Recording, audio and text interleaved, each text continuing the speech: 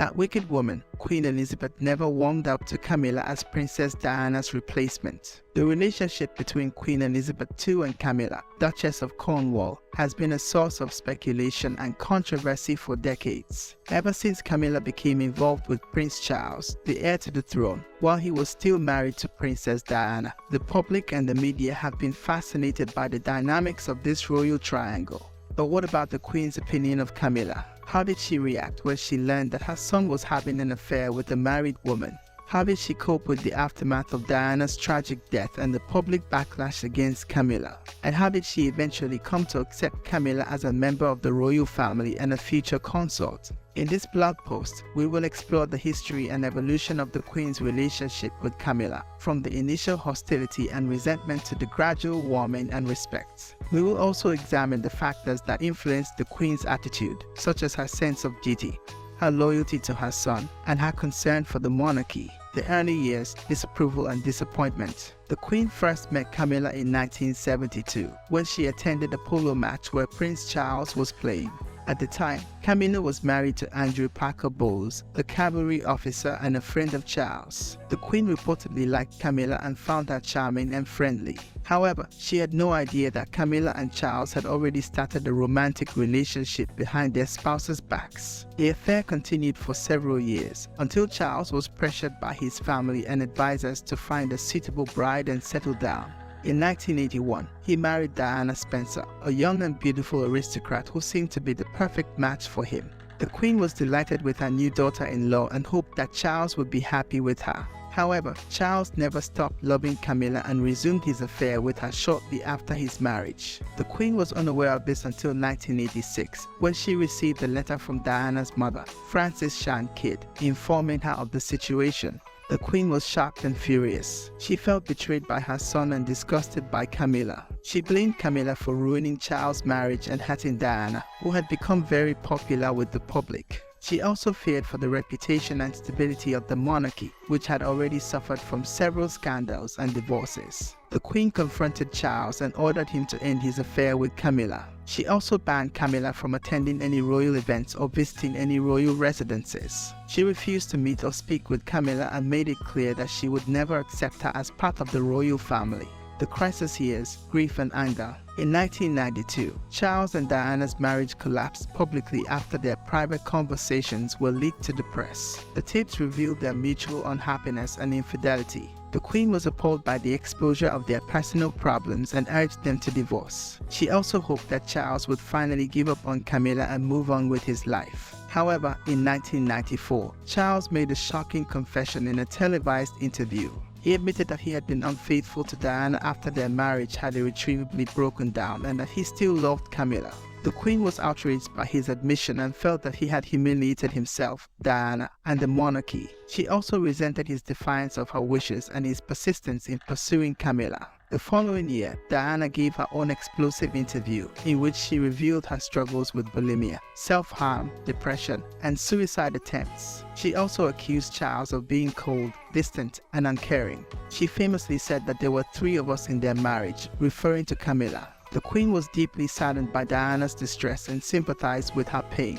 She also blamed Charles for failing to support Diana and for allowing Camilla to interfere in their marriage. In 1996, Charles and Diana finally divorced after a bitter and acrimonious process. The Queen hoped that this would end the saga of their troubled relationship and allow them to find peace and happiness elsewhere.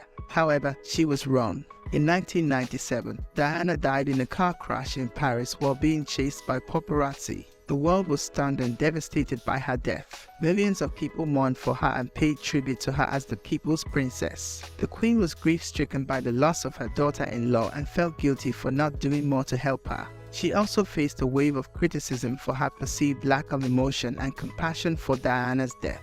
The Queen was also furious with Charles for bringing Camilla to his side during this difficult time.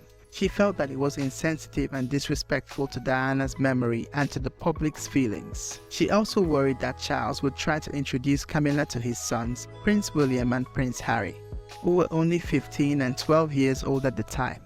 She forbade him from doing so and reiterated her opposition to Camilla. The transition years, acceptance and respect. In the late 1990s and early 2000s, Charles and Camilla continued their relationship discreetly and cautiously.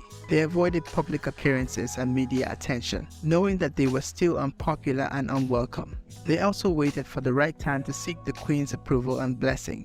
The Queen, meanwhile, gradually softened her stance on Camilla. She realized that Charles was genuinely in love with Camilla and that she made him happy. She also recognized that Camilla was loyal, discreet, and supportive of Charles and his role as the future king. She also saw that Camilla had a positive influence on Charles' sons, who had grown to like and respect her. The Queen also acknowledged that the public's opinion of Camilla had changed over time. Many people had forgiven or forgotten her role in Charles and Diana's marriage breakdown. Some people had even come to admire her for her resilience, dignity, and charity work. The Queen decided to give Charles and Camilla a chance to prove themselves as a couple. In 2002, she allowed them to appear together in public for the first time at a party for the Queen Mother's 100th birthday. In 2003, she invited Camilla to join the royal family for Christmas at Sandringham. In 2004, she gave her consent for Charles and Camilla to get married. The Queen did not attend their civil wedding ceremony in 2005, but she hosted a reception for them at Windsor Castle. She also gave a speech in which she welcomed Camilla into the royal family and wished them happiness. She also bestowed on Camilla the title of Duchess of Cornwall rather than Princess of Wales, out of respect for Diana. The present years, warmth and friendship. Since then, the Queen and Camilla have developed a warm and friendly relationship. They have attended many royal events and engagements together, such as Trooping the Colour, Remembrance Day, Commonwealth Day, and state visits. They have also shared many private moments, such as tea parties, horse races, garden parties, and family gatherings. The Queen has praised Camilla for her work and dedication to various causes, such as literacy, animal welfare, osteoporosis, domestic violence, and veterans. She has also honored Camilla with several awards and decorations, such as the Royal Family Order of Queen Elizabeth II, the Dane Grand Cross of the Royal Victorian Order, and the Dane Grand Cross of the Order of St. John. The Queen has also shown her trust and confidence in Camilla by entrusting her with important roles and responsibilities within the royal family. She has appointed Camilla as a Councillor of State, a member of the Privy Council, a patron of several royal charities, and a representative of the Queen at various occasions. The Queen has also expressed her support and affection for Camilla by giving her personal gifts and tokens of appreciation. She has given Camilla several pieces of jewelry from her own collection, such as a diamond brooch, a pearl necklace, a diamond bracelet, and a tiara. She has also given Camilla access to some of her private residences, such as Balmoral Castle, Sandringham House, and Windsor Castle. The future years, partnership and legacy. The Queen and Camilla are now close allies and partners in supporting the monarchy and preparing for its future. They are both aware that Charles will soon become king and that they will have to face new challenges and expectations. They are both determined to do their best to serve the country and uphold the values and traditions of the royal family.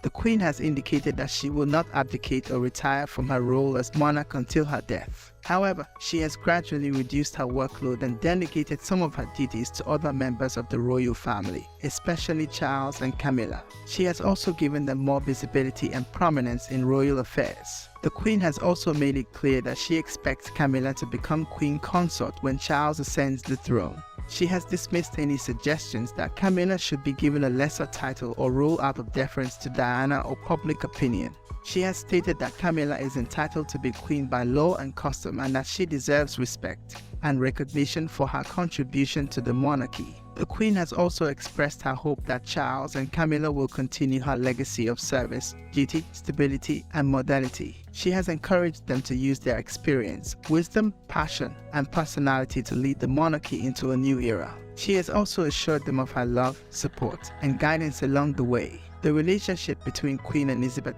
II and Camilla, Duchess of Cornwall, has been one of